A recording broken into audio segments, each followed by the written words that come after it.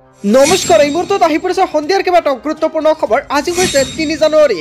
আপোনাৰ ration card আছে নেকি? ৰেচন কাৰ্ড থাকিলে আপুনি লাভ কৰিব পিএম কিষাণৰ টকা। ৰেচন কাৰ্ডক লৈ চৰকাৰে কেইবাটাও গুৰুত্বপূৰ্ণ সিদ্ধান্ত গ্ৰহণ কৰিছে। ৰেচন কাৰ্ড থকা প্ৰত্যেকজন ব্যক্তিয়ে লাভ কৰিব পিএম কিষাণৰ টকা। পিএম কিষাণৰ ১৯ নম্বৰ কিস্তি পোৱাৰ আগতে প্ৰতিজন কৃষকে নতুনকৈ কৰক আবেদন। লগতে আত্মসহায়ক মহিলাৰ একাউণ্টত সোমাব ১০,০০০ টকা। অসমৰ মুখ্যমন্ত্ৰী ডক্টৰ হিমন্ত বিশ্ব শৰ্মাই ১০ তাৰিখে কেইবাটাও আঁচনিৰ টকা সোমাই দিব মহিলা আৰু পুৰুষসকলৰ একাউণ্টত। যদি আপোনাৰ ৰেচন কাৰ্ড আছে তেন্তে আপোনাৰ বাবে এটা ভাল খবৰ।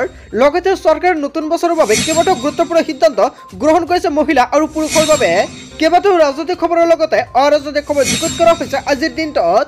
গোটেই অসম তথা ভাৰতৰ বিভিন্ন প্ৰান্তৰ পৰা যুগুতোৱা হৈছে কেইবাটাও ডাঙৰ খবৰ। এনেবোৰ খবৰ নিতৌ পাই থাকিবলৈ চেনেলটি ছাবস্ক্ৰাইব কৰি ভিডিঅ'টোত এটা লাইক কৰিবলৈ নাপাহৰিব।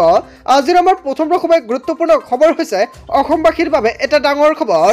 আপুনি পিএম কিষাণৰ ধন পোৱা নাই নেকি? পিএম কিষাণৰ ধন পাবলৈ কেনেকৈ কৰিব আবেদন আৰু কি কি নথি পত্ৰৰ প্ৰয়োজন হ'ব সম্পূৰ্ণ প্ৰক্ৰিয়া জানি লওক।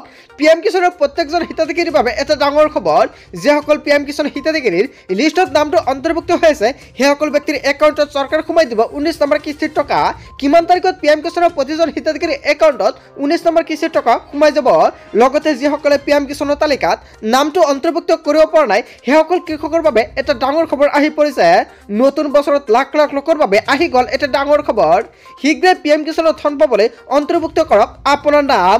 যোগ্য হ'লে লাভ কৰিব পিএম কিষাণৰ টকা। বছৰি ৬,০০০ টকা একাউণ্টত লাভ কৰিব আপুনি। ইয়াৰ বাবে কি কি নথি পত্ৰৰ প্ৰয়োজন হ'ব? ১ নম্বৰত উল্লেখ কৰা আছে আধাৰ কাৰ্ড আৰু প্ৰতিজন ব্যক্তিৰ আধাৰ কাৰ্ড প্ৰয়োজন হ'ব পিএম কিষাণ আবেদন কৰাৰ বাবে আৰু আধাৰ সংলগ্ন মোবাইল নম্বৰ প্ৰয়োজন হ'ব।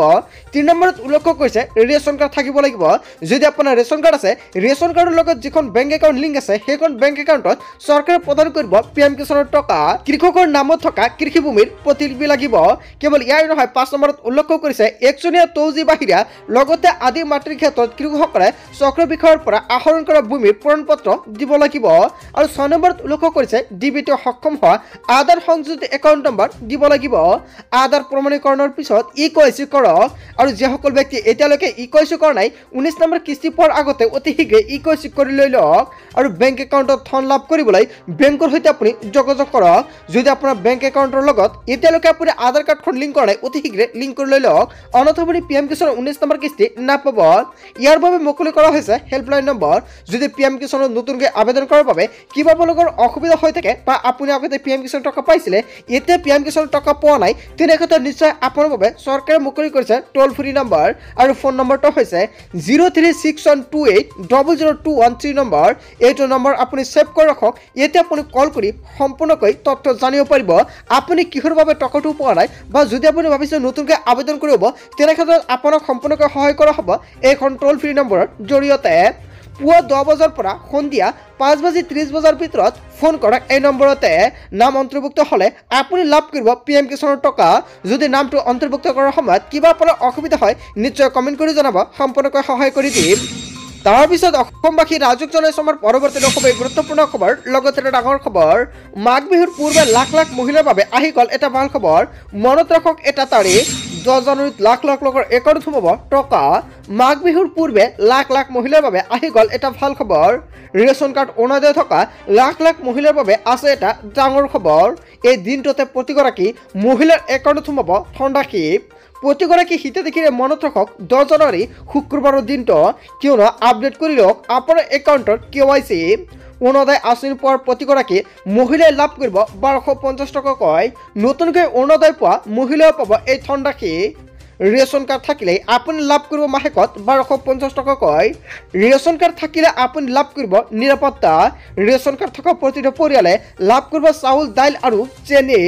ৰেচন কাৰ্ড থকা প্ৰতিটো পৰিয়ালে লাভ কৰিব ৫ লাখ টকাৰ বিনামূলীয়া চিকিৎসা সেৱা। ৰেচন কাৰ্ড থাকিলেই লাভ কৰিব চৰকাৰী ঘৰ। ৰেচন কাৰ্ডখনেই হ'ব আয়ৰ প্ৰমাণপত্ৰ। ৰেচন কাৰ্ডখনেই হ'ব পৰিয়ালৰ পৰিচয় পত্ৰ। ৰেচন কাৰ্ডৰ হিতাধিকাৰীয়ে মানিব লাগিব কেইবাটাও নতুন নিয়ম। ৰেচন সংগ্ৰহ কৰাৰ সময়ত দিয়ক আপুনি ফিংগাৰপ্ৰিণ্ট। ইপোষ্ট মেচিনৰ দ্বাৰা ৰচিদ ল'ব লাগিব প্ৰতিজন হিতাধিকাৰীয়ে। ১০ তাৰিখৰ ভিতৰত সংগ্ৰহ কৰক বিনামূলীয়া চাউল। অন্যথা দিনৰ সময়সীমাৰ ভিতৰতে সংগ্ৰহ কৰক আপোনাৰ ৰেচনৰ চাউল, অন্যথা আপুনি পিছত ৰেচন নাপাব। যদি আপোনাৰ ৰেচন কাৰ্ড থাকে এইসমূহ সুবিধা লাভ কৰিব এতিয়া। তাৰপিছত অসমবাসী ৰাজক জনাইছে আমাৰ পৰৱৰ্তী খুব এক গুৰুত্বপূৰ্ণ খবৰ লগতে ডাঙৰ খবৰ লাখপতি বাইদেউৰ বাবে এটা ভাল খবৰ আহি পৰিছে সাজু হৈছে চৰকাৰ শীঘ্ৰে সোমাব আপোনাৰ একাউণ্টত টকা লাখপতি বাইদেউৰ বাবে এটা ভাল খবৰ আহি পৰিছে শীঘ্ৰে আপোনাৰ একাউণ্টত সোমাবলৈ গৈ আছে আত্মসহায়ক 10,000 কোটি টকা অসমৰ মুখ্যমন্ত্ৰী ডক্টৰ হিমন্ত বিশ্ব শৰ্মাই কেবিনেট বৈঠকত কেইবাটাও গুৰুত্বপূৰ্ণ সিদ্ধান্ত গ্ৰহণ কৰিছে ধন প্ৰদানৰ বাবে চৰকাৰে গ্ৰহণ কৰিছে ব্যৱস্থা জনতা ভৱনত বিশেষ বৈঠকত মিলিত হয় অসমৰ মুখ্যমন্ত্ৰী ডক্টৰ হিমন্ত বিশ্ব শৰ্মাৰ লগতে আন মন্ত্ৰী মুখ্যমন্ত্ৰী হিমন্ত বিশ্ব শৰ্মা মহিলা উদ্যমিতা অভিযানৰ অগ্ৰগতিৰ বুজ ল'লে কেৱল এয়াই নহয় আবেদন পত্ৰ পোৰ্টেলত অন্তৰ্ভুক্ত কৰাৰ সন্দৰ্ভত বৈঠকত মিলিত হয় মুখ্যমন্ত্ৰীগৰাকীয়ে আৰু এতিয়া আপোনাৰ একাউণ্টত সোমাই দিব 10,000 কোটি টকা যিসকল মহিলা আত্মসহায়ক আবেদন কৰিছিলে সেইসকল প্ৰত্যেকজন মহিলাৰ এখন তালিকা প্ৰস্তুত কৰা হৈছে এতিয়া অন্তৰ্ভুক্ত কৰি আছে নাম আৰু নামটো অন্তৰ্ভুক্ত হোৱাৰ পিছতে আপোনাৰ একাউণ্টত চৰকাৰে সোমাই দিব 10,000 কোটি টকা আৰু বাজেট হোৱাৰ পিছতে কিন্তু আপোনাৰ একাউণ্টত চৰকাৰে পোনপটীয়াকৈ সোমাই দিব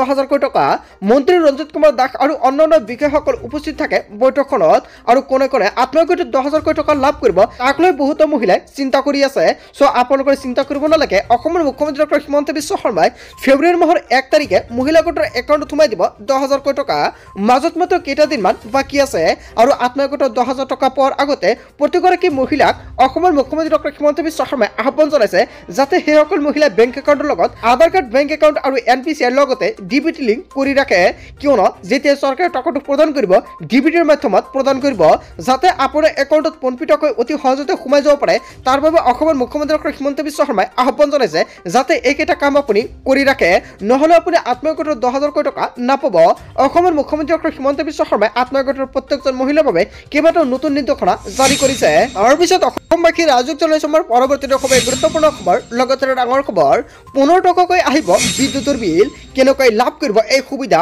অসমৰ মুখ্যমন্ত্ৰী ডক্টৰ হিমন্ত বিশ্ব শৰ্মাই প্ৰত্যেকগৰাকী জনতাৰ বাবে কেইবাটাও গুৰুত্বপূৰ্ণ সিদ্ধান্ত গ্ৰহণ কৰিছে যদি আপোনাৰ ঘৰত স্মাৰ্ট মিটাৰ বা মেনুৱেল মিটাৰ আছে তেনে ক্ষেত্ৰত আপোনাৰ বাবে এটা ভাল খবৰ পূৰ্বে যদি বিল আহিছিল 100 টকা এতিয়া আহিব 15 টকা 85% হেৰা পাব বিদ্যুতৰ বিল বিনামূলীয়া বিদ্যুতক লৈ অসমৰ মুখ্যমন্ত্ৰী ডক্টৰ হিমন্ত বিশ্ব শৰ্মাই কেইবাটাও গুৰুত্বপূৰ্ণ সিদ্ধান্ত গ্ৰহণ কৰিছে প্ৰধানমন্ত্ৰী সূৰ্যকৰ বিজুলী যোজনাৰ অধীনত লাভ কৰিব বিনামূলীয়া বিদ্যুৎ প্ৰতিটো ঘৰৰ ছাদত লগোৱা হ'ব ছলাৰ পেনেল লগাবলৈ চৰকাৰে দিব 1,30,000 টকাৰ সাহায্য যাৰ জৰিয়তে উৎপাদন কৰিব পাৰিব আপুনি বিদ্যুৎ ইতিমধ্যে 2 লাখ লোকে বিনামূলীয়াকৈ বিদ্যুতৰ বাবে কৰিছে আবেদন যদি আপুনি এতিয়ালৈকে আবেদন কৰা নাই অতি শীঘ্ৰে আবেদন কৰি লৈ লওক আৰু এই ছলাৰ পেনেল লগৰ পিছতে ৰাহি হ'ব 85% বিদ্যুতৰ বিল পূৰ্বে যদি বিল আহিছিল 100 টকা এতিয়া আহিব আপোনাৰ 15 টকা লগতে আপুনি বিদ্যুৎ বিক্ৰী কৰিব পাৰিব সো বন্ধু বান্ধৱীসকল যদি আপোনালোকৰ আবেদন কৰাৰ সময়ত কিবা অসুবিধা হয় নিশ্চয় কমেণ্ট কৰি জনাব আপোনালোকক সম্পূৰ্ণকৈ জনাই দিম কেনেকৈ আবেদন কৰিব লাগে লগতে কি নথিপত্ৰৰ প্ৰয়োজন হয় তাৰপিছত অসমবাসী ৰাজক জনাইছে আমাৰ পৰৱৰ্তী খুব গুৰুত্বপূৰ্ণ খবৰ লগতে ডাঙৰ খবৰ শীঘ্ৰে মুকলি হ'ব এডিআৰিৰ ৰিজাল্ট লগতে আৰক্ষীৰ লিখিত পৰীক্ষা কেতিয়া হ'ব অসমৰ মুখ্যমন্ত্ৰী ডক্টৰ হিমন্ত বিশ্ব শৰ্মাই সংবাদমেলযোগে কেইবাটাও গুৰুত্বপূৰ্ণ সিদ্ধান্ত গ্ৰহণ কৰিছে এডিআৰি শিক্ষাৰ্থী আৰু আৰক্ষীৰ নিযুক্তি পৰীক্ষাক লৈ আহি গ'ল এটা ডাঙৰ খবৰ ফেব্ৰুৱাৰী বা মাৰ্চ মাহৰ প্ৰথম ভাগতে লাভ কৰিব এটা ভাল খবৰ কিয়নো নিৰ্ধাৰিত সময়ত ৰাজ্যত 30,000 নিবনুৱাক চাকৰি দিবলৈ সাজু হৈছে চৰকাৰ কথামতে কাম কৰিব অসমৰ মুখ্যমন্ত্ৰী ডক্টৰ হিমন্ত বিশ্ব শৰ্মাৰ চৰকাৰে এই সন্দৰ্ভত মুখ্যমন্ত্ৰী ডক্টৰ হিমন্ত বিশ্ব শৰ্মাই কৰিলে এটা বৃহৎ ঘোষণা আৰক্ষীৰ নিযুক্তি পৰীক্ষা ফেব্ৰুৱাৰী মাহতে অনুষ্ঠিত কৰা হ'ব বুলি মন্তব্য কৰিছে ফেব্ৰুৱাৰী মাহৰ শেষৰ ফালে বা মাৰ্চ মাহৰ প্ৰথম ভাগতে দিয়া হ'ব এডিআৰিৰ ৰিজাল্ট এডিআৰি পৰীক্ষাৰ্থীৰ বাবে আৰু আৰক্ষীৰ নিযুক্তিক লৈ কেইবাটাও গুৰুত্বপূৰ্ণ সিদ্ধান্ত গ্ৰহণ কৰিছে অসমৰ মুখ্যমন্ত্ৰী ডক্টৰ হিমন্ত বিশ্ব শৰ্মাৰ চৰকাৰে তাৰপিছত অসমবাসী ৰাজক জনাইছে আমাৰ পৰৱৰ্তী খুব গুৰুত্বপূৰ্ণ খবৰ লগতে ডাঙৰ খবৰ বিপদ বিজেপিৰ দেশৰ ৰাজনীতিত হ'ব পাৰে পট পৰিৱৰ্তন আৰু কি ইংগিত দিলে নীতিশ কুমাৰে যিকোনো মুহূৰ্ততে দেশৰ ৰাজনীতিত হ'ব পাৰে পট পৰিৱৰ্তন কিংমেকাৰ নীতিশ কুমাৰে সংগ এৰিব পাৰে এনডিএৰ নীতিশ কুমাৰক আদৰিবলৈ সাজু হৈছে আৰজেডি লালু প্ৰসাদ যাদৱৰ এটা মন্তব্যৰ পিছতে দেশৰ ৰাজনীতিত তোলপাৰ লাগিছে বিজেপিক লৈ নীতিশ কুমাৰ অসন্তুষ্ট হৈছিল বুলি ওলাইছিল এটা খবৰ কিন্তু অমিত শ্বাহৰ মন্তব্যক কেন্দ্ৰ কৰি অসন্তুষ্ট জেডিঅ'ৰ নীতিশ কুমাৰ মহাৰাষ্ট্ৰৰ দ্বাৰাই বিহাৰতো বিজেপিয়ে মুখ্যমন্ত্ৰী নিজৰ হাতলৈ নিব বুলি আকাংক্ষা নীতিশ কুমাৰৰ আৰু এই অসন্তুষ্টিৰ মাজতে লালু প্ৰসাদ যাদৱৰ ডাঙৰ মন্তব্য নীতিশ